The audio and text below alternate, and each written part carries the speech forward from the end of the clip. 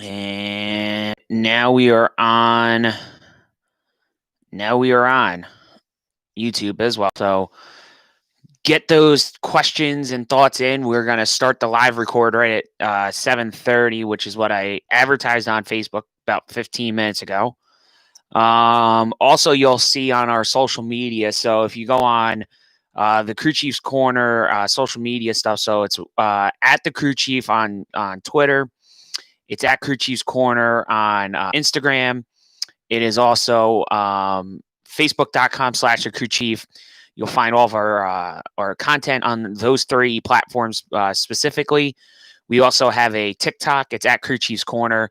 The TikTok's a little bit harder just because some of the stuff, the way it realizes and the way it kind of tries to zoom in on images makes it a little bit harder to do TikToks for everything. But we're going to do some scheme reveals that we missed during the off season already, and we're going to kind of do those as we get closer to 2021 starting for the NASCAR National Series, and we'll do those on TikTok over the next few days as time permits for me. So we'll get all that stuff out and rolling here in a few minutes.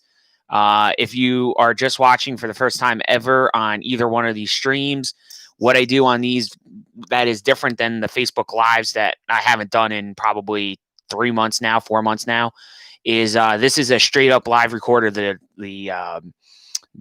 podcast, and with the segment breaks that I break into the podcast, I take that time that it takes Anchor to upload my audio into their library basically, and talk to the fans. So if you guys have any questions about the upcoming 2021 season, you guys have maybe some thoughts on what we just discussed in the podcast, whatever, drop those into two chats. I have that the chats up in both YouTube and on Twitch. Okay, so no matter what stream you're on, I will be able to go back and forth and see if you guys have any comments.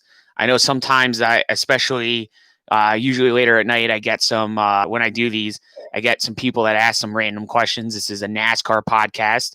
Just as a reminder, this is not, movies or couch selling or whatever, some of the oddness I've seen doing this stuff on both platforms is kind of interesting. I do promise to do some kind of a Facebook Live at some point.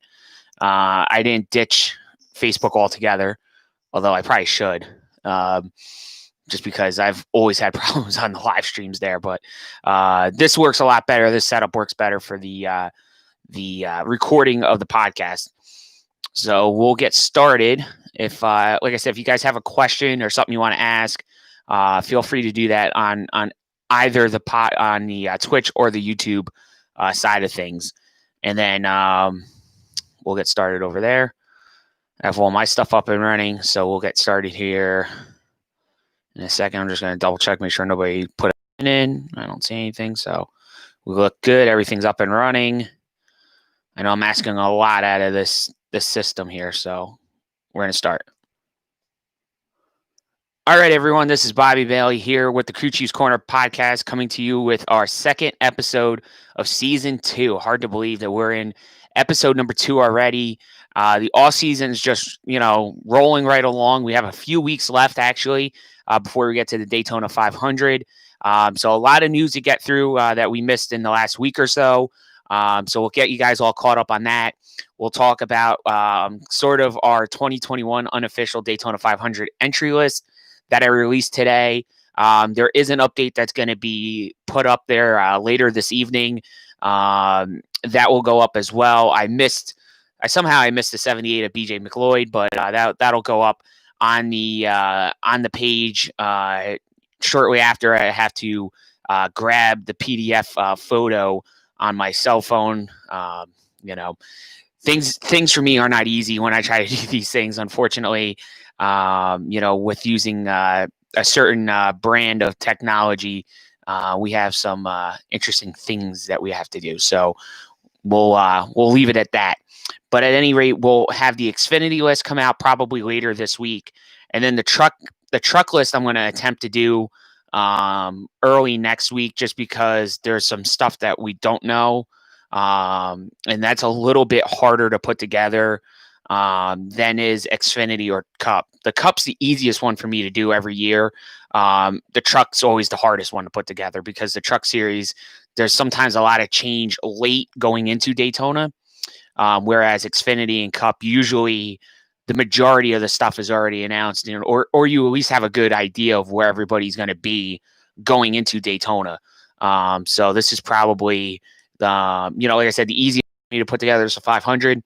For the Cup cars, the second easiest one is Xfinity, and the hardest is the Trucks, because that's usually the ones that come together the latest. And sometimes, I miss a surprise entry here or there, and NASCAR has it and stuff like that. So we'll get into all that later as well. We will also talk about our topic of the week. I'm still trying to figure out what we're going to talk about, but I'll fill some time with our last segment, which is the topic of the week. We'll discuss something maybe that I haven't talked about on one of the episodes before. So we'll figure that out as we get along here on the Coochie's Corner podcast. This is Bobby Bailey. Up first, we'll talk about the Daytona 500 entry list, and then the second segment will be silly season news.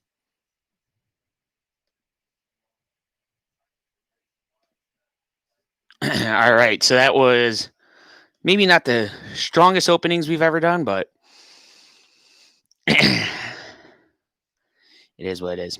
All right, so that is that for segment one. It's got to upload, so it's going to take a little bit of time.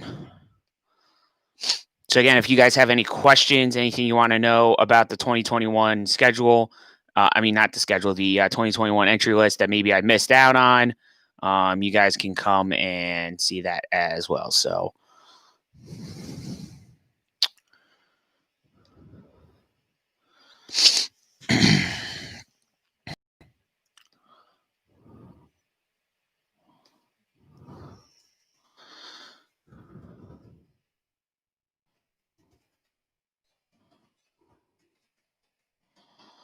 all right, so then that's in.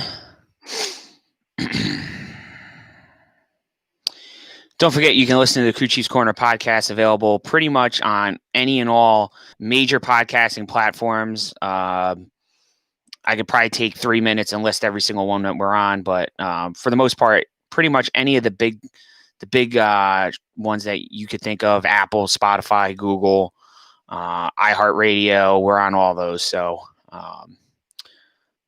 thank you guys for all the support. We're definitely here because of you, the fans, and we look forward to our second season here on the Coochie's Corner podcast. And I think these live streams have been a lot of fun too, because it gives the fans a way to watch the podcast if they like watching it more than listening to me ramble on during the podcast. But there's also a little bit something different that you get on the live stream that you don't get on the podcast, which is, like I said, any interaction with the fans is on these live streams. And then that all ends up on our recorded side on the YouTube channel. So be sure to check that out as well. And then we also have the live only on Twitch. I still can't figure out how to record on Twitch. There's a record button on my OBS, but it doesn't record anything. So we'll go from there. All right. So we're going to jump into the first official segment, which is going to be the 2021 unofficial entry list release that just dropped today on all of our social media. So we'll get into that now. All right, everybody, this is Bobby Bailey back here on the Coochie's Corner podcast with our 2021 Daytona 500 entry list drop, which just happened today. I was trying to put it together a little bit earlier. I wanted to do it about a week ago, but I just haven't had the chance to put it together. So we put it together earlier this morning, and I dropped it probably around, I think, 1 o'clock. I put it out on our Facebook page. It's also on Twitter. So it's facebook.com/thecrewchief or on Twitter @thecrewchief. I'll try to get it on Instagram. Instagram's usually a little bit of a tricky one for me with the entry list. Usually as long of a as deep of an image as it is normally, because I got to take a picture on my phone as a PDF in order to get it to work properly. It's sometimes hard to get on Instagram, and I know for sure it's not going to get on TikTok because that's like the last thing it's going to want to work on. So it's definitely on Facebook. I know the Facebook picture is blurry on the mobile version. It might look clearer on the desktop. I really didn't look at it when I was as I'm on my laptop right now. But as far as I can tell, excuse me, as far as I can tell, it is a mobile blurry, and then on the desktops and also on Twitter, it's a little bit clearer. That's just the pixelation that Facebook does. There's not much I can do about that. So we're at 45 cars officially. I know there was some comments on the release when I dropped it. Some people had a couple of different opinions on some stuff, but I think by and large, this is pretty much everything that we've been hearing about. This is nothing really special as far as I know that is going on. So I'll just read through it. You got Quinn Half is going to be in the 00. Main and Tail is going to be his primary sponsor. Driving for Starcom, everything there is pretty much the same. Kurt Busch back in the 1 with Monster Energy as his sponsor for Chip Ganassi Racing. Brad Keselowski back in the 2 with Discount Tire, Ford and Team Penske. Austin Dillon still in the 3. I don't think Bass Pro Shops is going to be on 3 cars. I do think that this might be a Dow race, Dow Chemical race this year. But as of right now, I still have it down as a Bass Pro Shop race. It could switch to Dow, but we'll find that out as the days go along. Kevin Harvick still in the 4. Busch Beer, primary sponsor on that car for Stewart-Haas Racing. Kyle Larson, everything I've seen, it's going to be HendrickCars.com on the car. The scheme itself might be different. There was a leak of a hauler that looked like it was, like black and gray and red. But then there was a image leak of his fire suit, and Larson's in a blue and white and red fire suit. So I don't know if there's the fire suit's different than what the car's going to look like and the hauler looks like, or they changed all their minds on this. So stay tuned on that. But we haven't seen a rendering of a car anyhow. But of everything I've seen, it's going to be HendrickCars.com as his primary sponsor this season. Ryan Newman back in the 6. The only change there is Kohler Generators will be his primary sponsor for the Daytona 500, as well as 7 additional races. That was part of the news that we'll get to later on as well. Corey LaJoie is obviously in the 7 car this year. This is the Spire team. This is the old Levine family racing team. The old 95 will be the 7 this year. They have not announced a sponsor for the Daytona 500 yet. Their sponsor that they announced yesterday starts at Richmond. So that's that Schuttler Systems.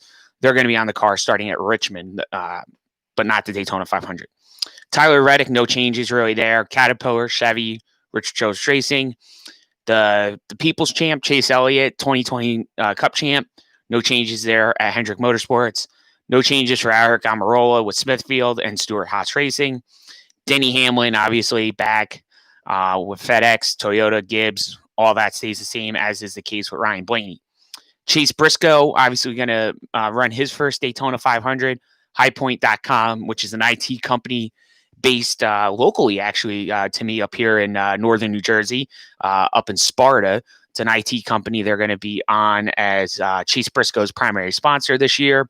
And, that's really the big change over there, replacing Clint Boyer, who moves up to the Fox booth. And he'll be, obviously, with Stewart-Haas Racing. Then we have another change. We have Derek Cope, who will run his last Daytona 500, supposedly. He'll drive the Jacobs Company's Chevrolet for Rick Ware Racing, but that car is being prepared by Starcom Racing. So it's Starcom's car that they're going to bring to the track, but they're going to use Rick Ware's charter, basically, to guarantee Derek Cope into the race. Then Kaz Gralla will attempt to make his first ever Daytona 500, behind the wheel of the number 16 for Colleague Racing. No sponsor announced on that, but I'm sure we'll find out that information later on. Chris Buescher back with the 17 team, fast and all, Roush Fenway Racing, all the same. Same thing for Kyle Busch back with M&M's and Toyota and Gibbs. Same thing with Truex. No changes there. The only change at Gibbs really is going to be the next car, which is Christopher Bell. I believe Ream is going to be the primary sponsor at Daytona. So Christopher Bell moves to the 20, replacing Eric Jones. Again, that was previously announced, as is pretty much everything we're talking about here. Matt DiBenedetto expected again to have Motorcraft as his sponsor at the Daytona 500, and is what is his last year at the Wood Brothers, but it remains to be seen if this is his last year affiliated or driving directly for Penske. So we'll see how that all pans out as the year unfolds. Logano, no changes. The 22 Shell Pennzoil Ford Mustang with Penske. The next car, obviously we all know about this, is Bubba Wallace. DoorDash was announced as his Daytona 500 sponsor a couple weeks ago. So that scheme's out there. And that's for 2311 Racing for Michael Jordan and Denny Hamlin. Then next up is William Byron driving the Exalta, the very controversial, I'll say, paint scheme reveal. Or I shouldn't say reveal. The controversy was the actual car itself. If you haven't seen it, I'm sure you have, but just go look it up. It's different. I'll say that. It's a different look. I think what the attempt was to do a more modern version of the rainbow paint scheme when DuPont got into NASCAR. I think it's a little bit of a modern take on it, where it's not a rainbow. It's just, I don't know, wing of colors or whatever you want to call it, but it looks like that's what they were trying to do. I think they did the best they could, if that was the theme. I don't know. I still think there's a lot to be desired. I will give them credit in the sense that this is not a total ripoff Jeff Gordon paint scheme like the original one was that William Byron came in the Cup with. Where basically the only thing they changed was instead of a black base, it was a blue base on the car. So I think that was the benefit. But other than that, I mean, I don't know. I'm not a big fan of the scheme. I understand what the designer was trying to do, but I'm just not a big fan of the scheme. I think it's just it's a little busy for my liking. But we'll leave it at that. Next up, Austin Cindric will be attempting to make the Daytona 500 for Team Penske. We heard some grumblings about this a couple weeks back. I didn't think it was really worth noting yet because I just wasn't sure if we were going to get to the point where Penske was going to commit to running them in the 500. I knew that the Daytona road course race would probably be more likely just because of Austin's prowess on road courses. And I felt like that was kind of the thing to get him used to.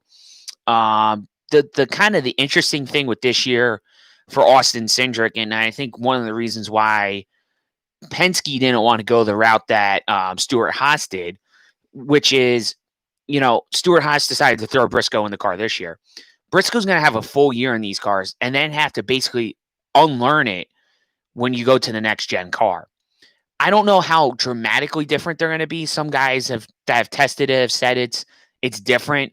I think there will be a learning curve for everybody. But I do think having Cindric running races that he can be competitive in and, kind of build that confidence that he can drive these Cup cars and compete against the best drivers in the world.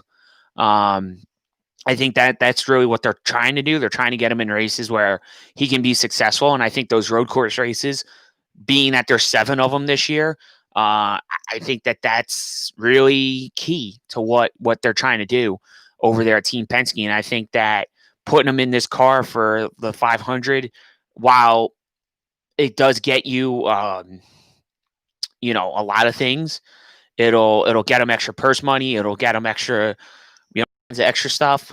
I just think that running the 500 is probably more sponsor driven than, how can I say, putting together a program for him this year. I just think throwing him in the 500, it's kind of like, I think it's totally sponsor driven. I think, somebody, whether it's Money Lion, whether it's PPG, whoever's going to be on this car for the 500 was like, well, we want to be on the car for the Daytona 500. And the only way Penske could do it was throwing Austin Cindric in the car. So I do think one of these other partners that have been with Penske for a while wanted to be on a car for the Daytona 500, and we'll find out who that is. But I do believe that that's part of the driving force behind this. And he's going to have Ryan Blaney's race engineer as his crew chief. So that'll be an interesting one for sure. Then Michael McDowell back in the 34. I do have Love's Travel Centers down as his primary sponsor. We did see a car rendering this week on the FR8 auctions coming back to sponsor 6 races for Michael McDowell. I did see Love's on the car, so I know they're going to be a sponsor of Michael McDowell's program. I just don't know how many races they're doing. Are they the anchor partner still? Are they going to do 8 races? Are they doing 10 races? We'll find all that out. I'm sure it's closer to Daytona as we get. But I expect that's really no major changes there. David Reagan is back for the Daytona 500 this year as well. He'll drive the 36 Select Blinds Ford Mustang. But this year, unlike last year, this year's car is actually a front row prepared, staffed pit crew, the whole 9 yards. It'll all come out of Front Row Motorsports. Unlike last year, where it was essentially the 53 car that ended up at Rick Ware Racing, it's not this year. This is actually a 36, and it'll stay in-house this year. Then you have Ryan Preece. The big change over there this year is that it's an open car. So the charter that not Rick Ware, listen to me. The charter that they had was a unique one. So this is actually something that a couple people clarified for me, because I wasn't sure how Todd Braun got involved in this whole thing to begin with. So of what I understand, this charter was originally a H. Scott Motorsports charter. And H. Scott Motorsports was founded by Harry Scott. Now Harry Scott got this team from James Finch. So the 51 we all know about. The 46 was the team that Michael Annett brought in, and that was essentially the charter that the 37 ended up with. Now I know it traveled to Furniture Row Racing as a 77 when H. Scott went out of business, and then it went over to Furniture Row. And then when Furniture Row went out, that's when JTG went in and bought this charter. But apparently Todd Braun was somehow involved, I believe, way back in the H. Scott Motorsports days, because Harry Scott and Todd Braun were business partners on Turner Scott Motorsports at one time. Now we know about Steve Turner and Harry Scott, but apparently Todd Braun was somehow brought into that mix because when it was just Motorsports, Turner bought his race team from Todd Braun. And I guess Todd always had a piece of the action. And then when it went to H. Scott Motorsports, I think Todd was still involved somehow. So I think that there was some kind of provision that if the charter, when it got brought over to JTG, there were certain conditions. And if they were met, Todd took back the charter. So basically, Todd has this charter and went to Spire, which is where Justin Haley's going to compete in some Cup races this year. And that I found out has been confirmed, that Justin Haley is going to run some Cup races at Spire this year in the 77. Why that all kind of interconnects is that Todd Braun is Justin Haley's uncle, and is part of the reason why Justin has gotten to where he is. And I know sometimes a lot of guys get mad when you put the Silver Spoon kid or anything like that and say that. But, Justin is where he is in part because of his uncle, not fully because of his uncle, but in part. I think the last year or so, you started to see the maturity on Justin. And I think that's why, I think they made the right decision in keeping him in Xfinity for at least another year. Let him go out there and compete for this Xfinity championship this year, see if he can get it done, and then put him in Cup probably in 2022. I still think he is Kaulig's first Cup driver full time in 2022. I don't see them bringing Kaz Gralla along. I don't see that. I mean, maybe if they wanted to go multi cars, Kaz would be somebody. But I still think Justin Haley somehow will end up there at Kaulig full time in Cup. I really think that that's what's going to happen. Let's get back to the entry list here. Now that we way deviated from that, but basically the 37 is an open car this year because their charter is now with Spire Motorsports because of Todd Braun. Then we have the 38 of Anthony Alfredo. Anthony is the driver of the 38 that was announced a couple weeks ago.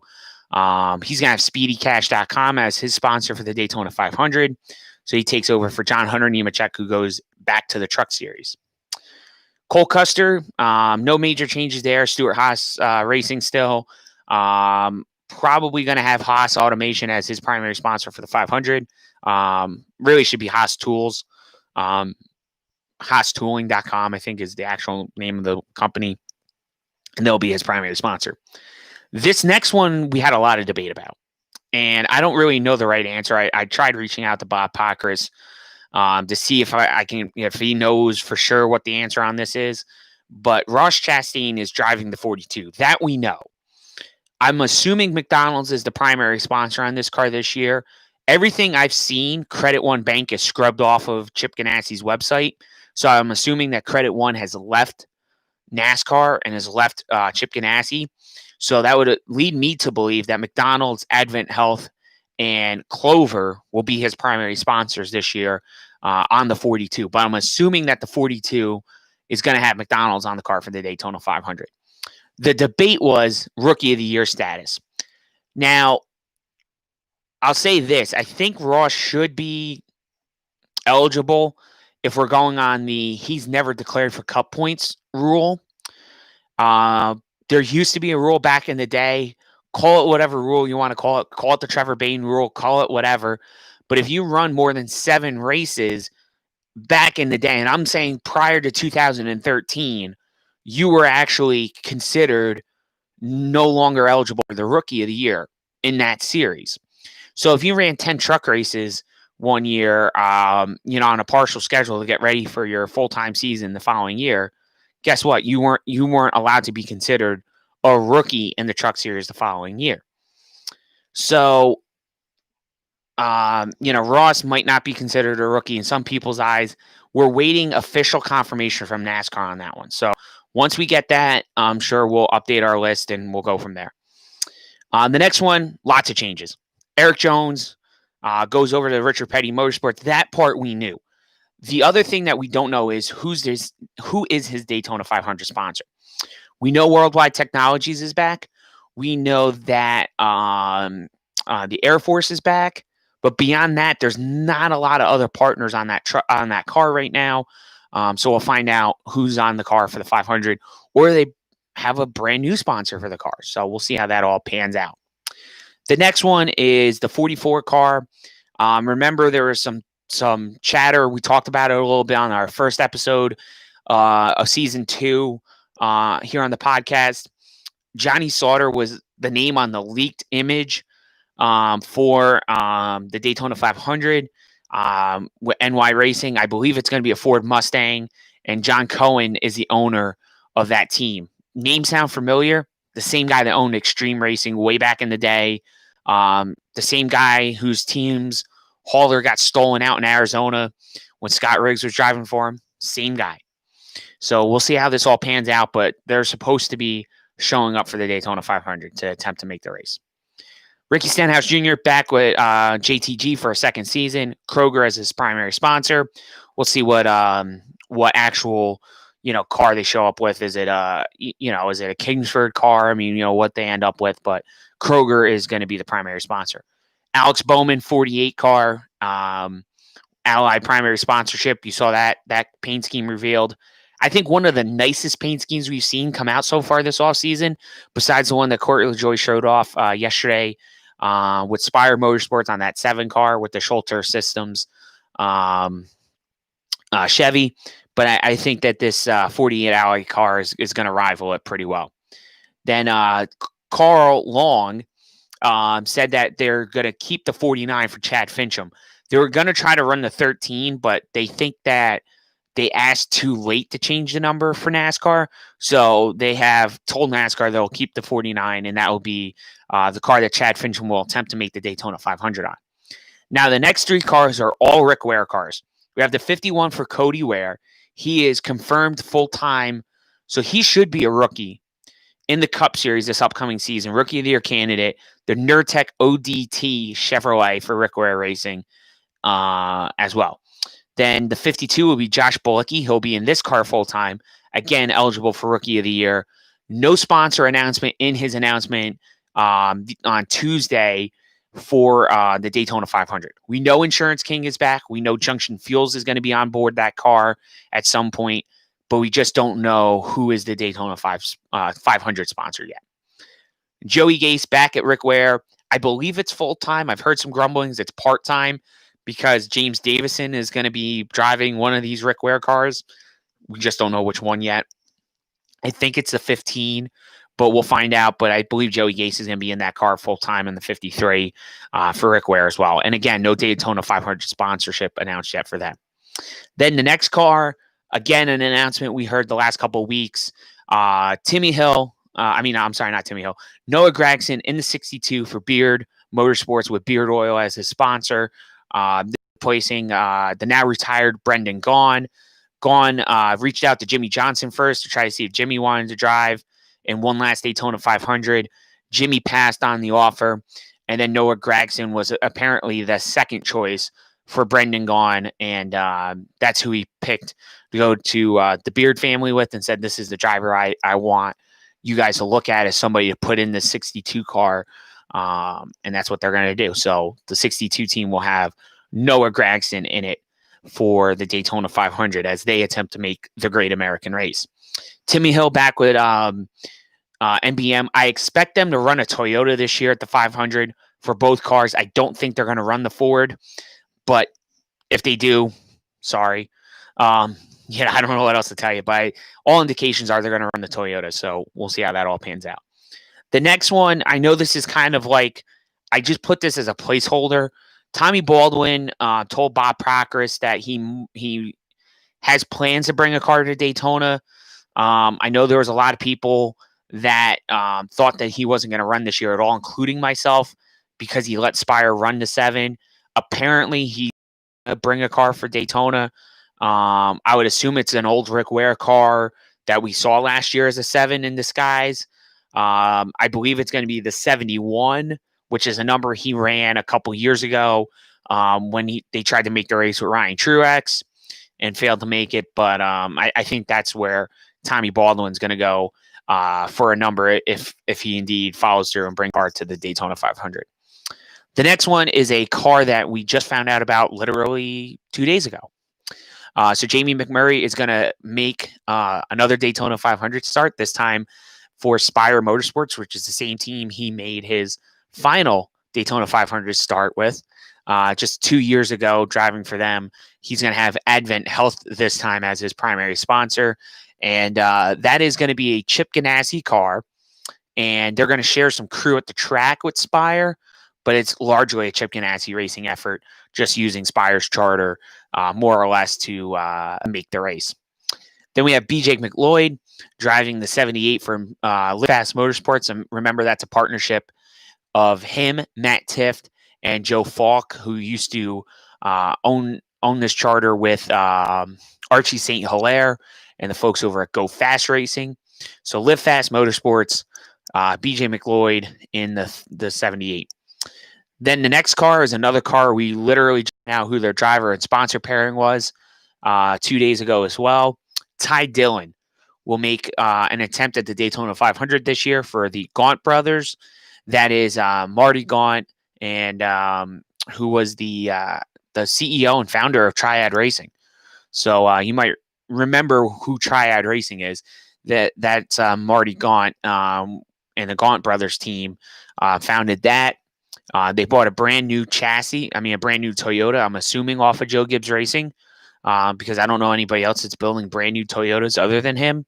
And they got a fresh TRD motor in it. and they're going to attempt to go down and make the Daytona 500. Bass Pro Shops and Black Rifle Coffee will be the sponsors on that number 96 car. Of what we've heard, Marty Gauntel, Bob Pockris, and some other folks, was the initial plan is to go down and run Daytona, run the road courses, and the other plate tracks for the 96. But it's not a full-time effort this year as far as we know. And then the 99 will be Daniel Suarez. As we all previously know, Daniel will be driving a unknown sponsored Chevrolet owned by Justin Marks and a new partner, Pitbull. Yeah, that's right. The rapper Pitbull is now involved in a NASCAR team. He's over at Trackhouse with Justin Marks. So more to come on that. So what we're going to do is we're going to take another quick break here on the Crew Chiefs Corner podcast. We're going to come back on the other side. We're going to talk about the 2021 news. We'll get you some stuff on some things that we didn't cover in the entry list unveil. But don't forget, you can check out the entry list. It's right now live on Facebook. You go to facebook.com/the Crew Chief. You can check out the 2021 unofficial Daytona 500 entry list. Guys, I am going to try to update this as often as I can, as updates are warranted.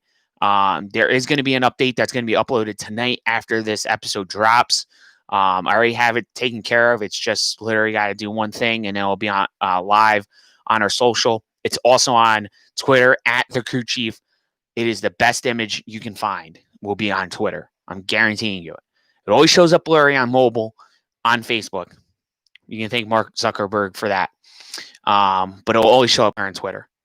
So check it out on Twitter at the Crew Chief. We'll see you on the other side of the break. This is the Crew Chiefs Corner podcast, hosted by Bobby Bailey. All right. Whew. Sometimes it's hard when you just keep going and going and going and going. You're trying to take it easy. Try not to kill everybody.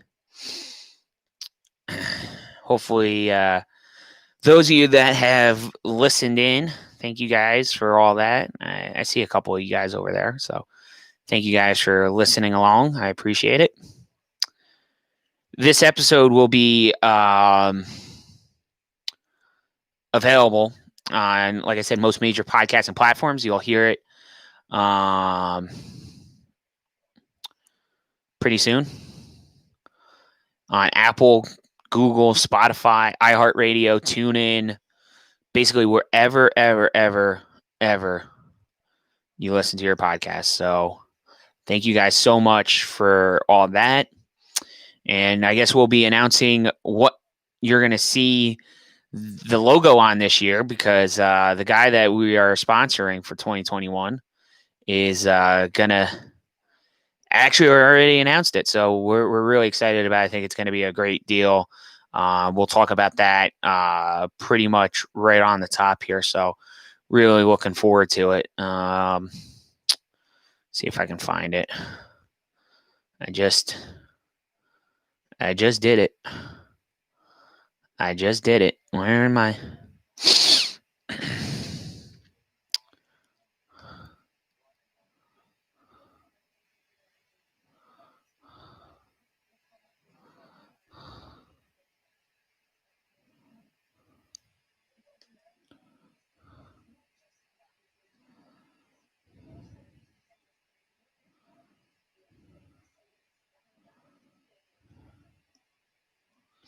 So, all right, let's get going on here.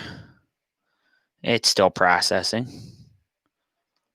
All right, so what I'm going to do is I'm going to do something a little unique for those of you that are listening on the Twitch and on the YouTube.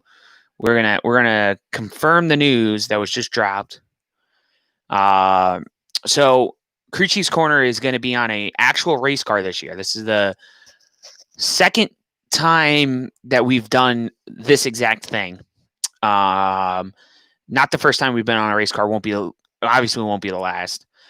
So we have partnered with 323 Racing and Rob Morrison. Now, Rob is a friend of mine that I've known for years. We have been Kenseth fans. I've bought diecast off this guy. We've shared stories. We've just about been through lots of stuff. Okay. Great guy. He's always had an itch to get into racing. And within the last year, he put together a car, and he runs in a local racing series. Competes out at Peevely, Missouri, on a dirt track. He runs a stock car out there, and it's basically an old Acura, sedan that he has, and he's gotten it race ready. So he goes out and competes in Peevely and competes out there. So really proud to be a season-long associate sponsor for 323 Racing, and we'll be on Rob Morrison's car throughout the year. And we're really excited about that. So first time we've done this in a couple of years. The last time we were on a local driver's car was actually up in Canada. We were on my cohort in this project, co-partner in this deal, Rob Hill's car up in Canada. Rob, although did some asphalt racing up there at Capital City Speedway, which is no longer in existence actively. But Rob is always looking for opportunities to get back into racing. And then whenever Rob does get back, obviously, we will be on his cars as well. So we're looking forward to at least being on Rob Morrison's car this year. And who knows? Maybe us throwing our hat back in the ring will get us maybe some additional publicity. And kind of like the last time I did this, maybe a certain couple people come a calling and asking me to do a bigger deal, maybe on a NASCAR race car or something. So we'll see what happens. But so that was the news I was teasing this morning, that we were able to put this deal together literally within a couple minutes. I just messaged Rob and said, let's do this. And this is what I'm comfortable with, and let's make it happen. So excited for that. It's a cool opportunity. It's not something that normally I would do on some person that that races at a track unless I knew him. And Rob's one of those guys that I've known pretty well over the years, and I think he's a good representation for the brand, and he'll do a good job out there. So looking forward to seeing the logo on the race car, and hopefully the logo looks decent. I know someone had a problem with putting it on a car. I know Rob's had some issues putting it on some of his iRacing stuff. So hopefully there's no problem there with the decal. All right, let's see. Did Anchor finally? Hey, it finally did it. All right, cool. Let's get this going. 2021.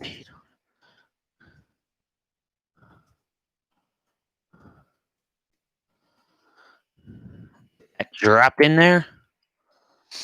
And then what we're going to do is once get this put in the right slot.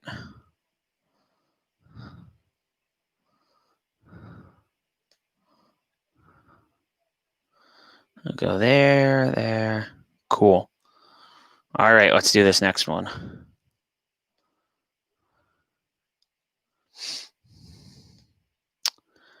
Check first, see if anybody's got any kind of questions, comments so far on the podcast. I think we're good. I don't see anything, so we will move along to the next one. All right, everybody, back here on the Crew Cheese Corner podcast. This is Bobby Bailey bringing you sort of more information and a little bit of opinion on the silly season news that we found out in the last couple of weeks. So as we chatted about in the last segment, obviously Daytona 500 entry list, unofficial one for sure, is up on the social media. Check it out if you guys want to see that. But kind of going a little in depth in some of the news that we found out this week and some of the stuff. But I just broke some news this morning that we were going to be on a race car this year. So not a lot of inquiring minds about this one, but I'll explain what we're doing. So we're partnering up with a local race car driver out in Missouri. Rob Morrison. Rob's a friend of mine for the last several years. Rob's been a big Matt Kenseth fan, and known Rob for several years. Bought some diecast off of him over the years as well. So we've been swapping Kenseth stories for years, and he's had an itch to go racing the last several years. He put together a car, and he's been running out of Peevely on the dirt track out there, and had a pretty successful first season. I mean, considering everything that was going on with COVID and putting a car together and going out to the racetrack and what that was going to look like this year, and just to go out and compete, was a success. So Rob was looking for some partners for this upcoming season out there at Peevely. So we're going to be on the car full season as an associate sponsor. So really excited and looking forward to that opportunity. It's not our first time on a car, and it very likely won't be the last. But really excited to be partnered with Rob, and that this is in continuation with our current iRacing deals. Obviously we have a great deal with Danny Saponsky, who's won a championship last year in iRacing on that Thursday Night Thunder series. So looking forward to seeing what Danny's got in store for us this year. Hopefully some more wins, and hopefully another championship for the Crew Chiefs Corner page. That would really be cool.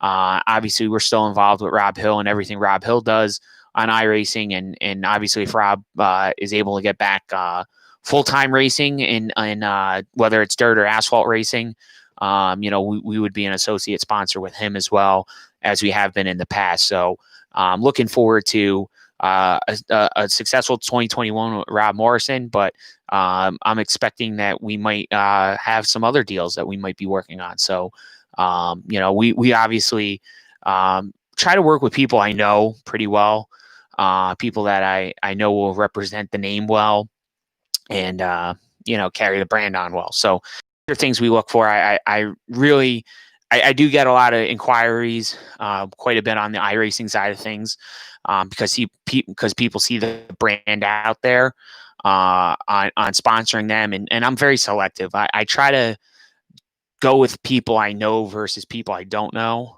and that's just a personal preference of mine. So I try to stay with individuals I know, maybe people I've met in real life, or if we've chatted with through different mediums, and go from there. So looking forward to it, and we'll see what else comes up for 2021. But really excited to be back on an actual race car. It's been a long time, and it's something that I've been wanting to get back into, and we have a cool opportunity. So looking forward to it, and thanks to Rob for his friendship over the years, and really looking forward to being on that car out there in Missouri. So we'll keep you up to date on his season. I'm sure Rob will be keeping all of you in the loop as well. So you can check him out as well, and here on 323 Racing. So moving on to kind of the NASCAR side of things. I guess the first thing we'll break down is some of the paint scheme reveals. I kind of teased it a little bit.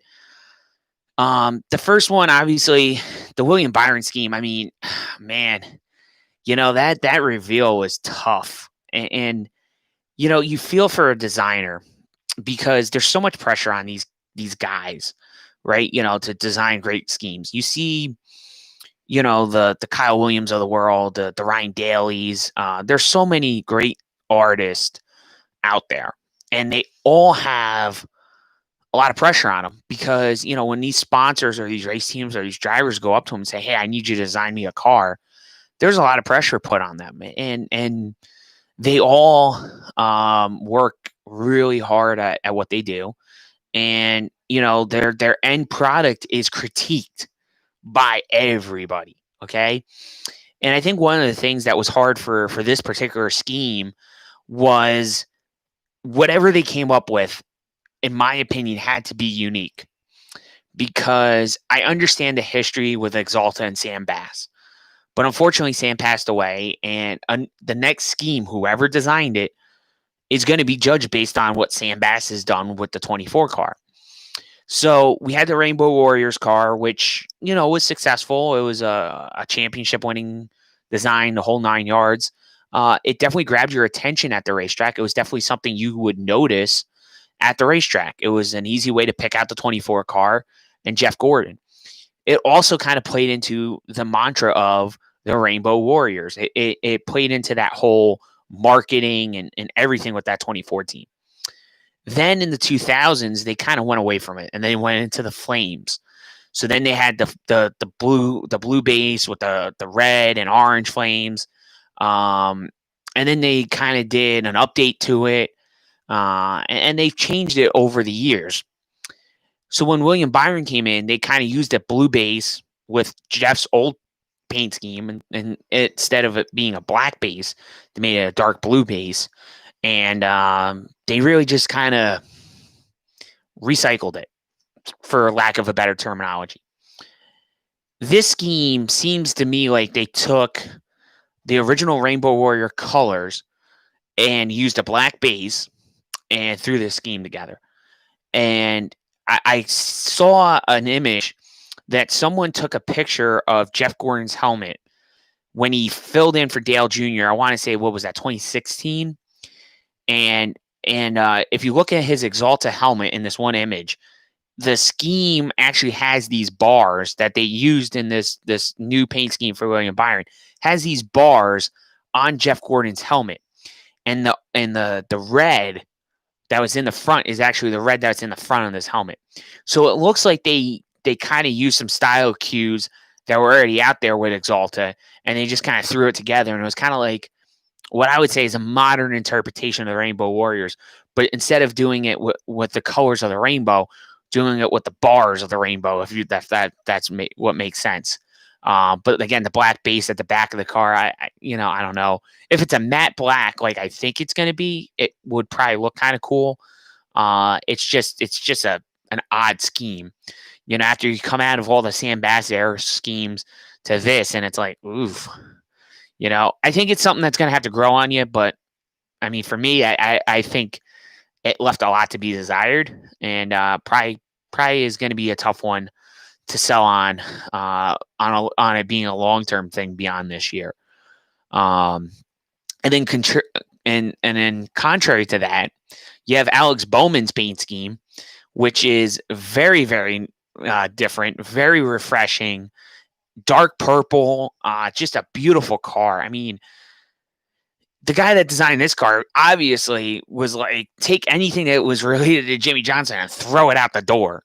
This is going to be totally different. I think it's refreshing because it gives Bowman a separate identity from Jimmy Johnson. The white numbers on the car, I know it has that one yellow number on the front of the car. I think that's an ode to Jimmy, but I think the rest of this car, it screams Bowman. I think this is a different look. It's a bold look for this Ally 48 team, which is basically a rebrand of the 88 team. But I think it's a great car. And I think they did a nice job on it. So the Ally scheme and the Exalta scheme are up on our Facebook and Twitter pages. So if you guys want to go check them out, you can as well. Moving on from the paint schemes, I mean, we talked about it. Ty Dillon driving for the Gaunt brothers. I think this is an interesting move. I don't know what Ty had on the table as far as offers go. I don't know if this was his only option for Cup. Kind of surprised he didn't think about going Xfinity this year. Just because I think he had an opportunity maybe to get a decent Xfinity ride if they were able to put the funding together. But maybe that was part of the reason why he's not running full-time Xfinity, is because the funding is limited. I know Johnny Mars is putting this deal together to sponsor him for the 500. It sounds like Marty Gaunt is committed to running the plate races and very likely the road courses with Ty. And I think that's pretty much all you're going to see him in this year. It's a part-time Cup schedule, maybe some stuff in Xfinity and trucks if they get funding for either one. But I would expect him to be just running those limited Cup races, and it might be 11 or 12 races this year, and that's all you see Ty Dillon in. So hopefully he makes the most of it. I think it's a solid opportunity. I would compare it to Jermaine in the sense of kind of where it is in the ranking of the field. It's kind of in that range, and we'll see. Maybe he can run a little bit better than he did at Germain, but I'm not expecting great things right out of the gate, especially being that they don't really know what they have. You're going to be very limited with practice time for the 500, unlike years past. And I think Ty's a great plate racer to a degree, but I think when you are going into a car you've never been in before, he's never driven the Toyotas before. Yeah, he has some corporate, teammates, but he doesn't really have a direct teammate. It's going to be a little bit harder. The only thing I could see them for sure working with would be 2311, because Bubba can use Gibbs, and so could Gaunt as drafting partners. But I think if those two teams work together, I think Bubba and Ty, that would probably work out the best for the both of them, and we'll see what happens on that deal. The other news, obviously, Rick Ware has put together pretty much his entire driver lineup, at least for the 500. It sounds like James Davison's back in that car, in one of their cars for some races this year in Cup. It sounds like we'll see Joey Gates in the majority of the races, if not the whole season. I would assume J.J. Yaley's back at some capacity. I don't think Reed Sorensen's back. I think Reed is kind of done. And then I heard some grumblings that Jay Robinson might be coming back with a new team. So we'll see how that pans out. But nothing official to report on that. But I heard a grumble over the holidays, I will say, about possibly a Jay Robinson reemergence. I'll put it to you that way. So that was something I've been sitting on. I'm surprised I didn't try to mention that earlier, but I heard through the grapevine over the holidays that Jay Robinson might be reappearing in NASCAR, in particular in the Cup Series. So we'll see how that all pans out. But really lots of news. Check it all out on our social media. I think I think Rick Ware is trying. Seriously, I know some people are going to get on me for saying this, but I think Rick is actually trying to compete. Listen, I know that team's not going to win races. I know that team's not going to be competing for top 10s, but I think you need to have guys like Rick in this sense. Rick is there to fill in, that lower end of the grid. And I understand that that's not what a lot of fans want to hear. But in every series, you have guys that are true independent guys that are trying to make an honest dollar, and they're trying to do things the best they can. You look at the truck series, Norm Benning's been a guy that, Norm hasn't really been in race winning stuff. But Norm goes out there, he runs his truck races and is sometimes in the way and is sometimes not doing everything the way he should be doing it. But, it's Norm Benning, and he goes out there and does the best he can with what he's got. You look in the Xfinity series, for years, Johnny Davis has run his programs on a shoestring budget. Johnny's programs have gotten better over the last several years, but by and large, they're running younger kids that have a paycheck behind them. And listen, they're doing the best they can with what they have. Jimmy Means falls into that category too. Another guy that tries to go out there and runs with what he's got, runs with it within his budget, and runs as hard as they can. Again, another team that just doesn't, go out there and compete for wins all the times. But then I think what a lot of people look at is these teams that come in and they're brand new teams and they outrun Rick Ware. And I think that's where people kind of get, well, what is Rick's real intention? Is Rick really trying to compete for wins, or is Rick really just trying to compete to make money? And I think Rick is in it to kind of be there as a startup for some of these guys. I mean, yeah, are there any Rick Ware drivers that have gone in and gotten big rides? No. But I think he's trying to be kind of like a guy that gives people an opportunity to get into the sport, and then it's kind of up to them what they do with it. I think you look at Brendan Poole. Brendan had some sponsorship money while he was driving for Jay Robinson. I don't know if Brendan's back this year in Cup. Probably not with Rick. If he doesn't have the sponsor dollars, he's probably not back. But you look at some of these other people that are in there. You look at Joey Gase. Joey Gase, drove for Jimmy Means for for several seasons. Then he ended up driving for a couple different teams, and then he ended up in Cup with Rick Ware. You look at Josh Bilicki. Josh Bilicki started out, running some truck races. Then he kind of dived into the Xfinity series, drove for that 45 team, that JP. It was JP Motorsports or whatever they were called. Drove for them for a little bit. Then he got hooked up with BJ McLeod in the 78 and the 99.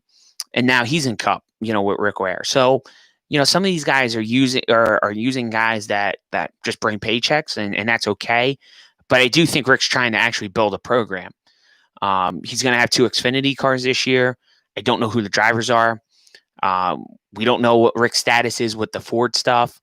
I know he wants to continue that relationship, and we'll see what happens there. But I do think overall Rick's trying to actually do this, and we'll sort of see. So,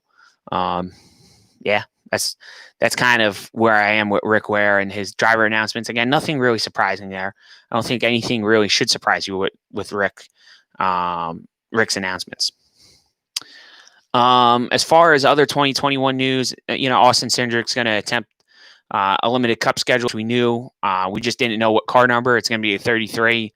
Kind of random them picking the 33. I mean, I would have thought of all the numbers that were available. The 02 would have been a number. I know they can't pick the 77 because Spire uses that, but at least the 02 was a number they've used before. So I don't know. Make of that what you will. I guess they wanted to pick a new number, whatever. I don't know. It was just different.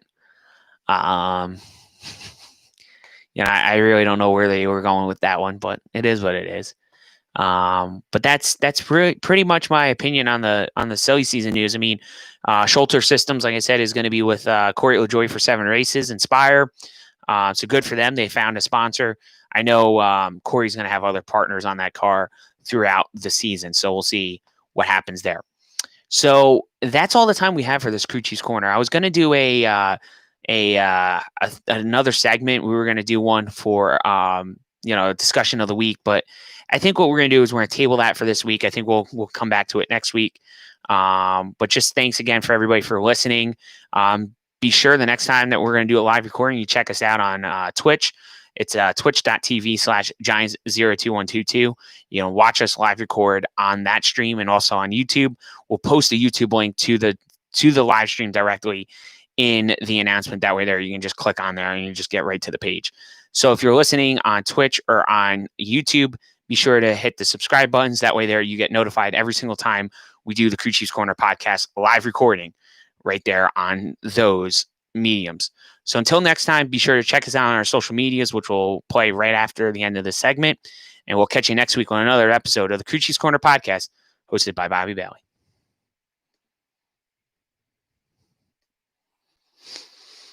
All right, guys. So that's it. We will catch you guys next week. Thanks so much for tuning in, and we'll see you next week.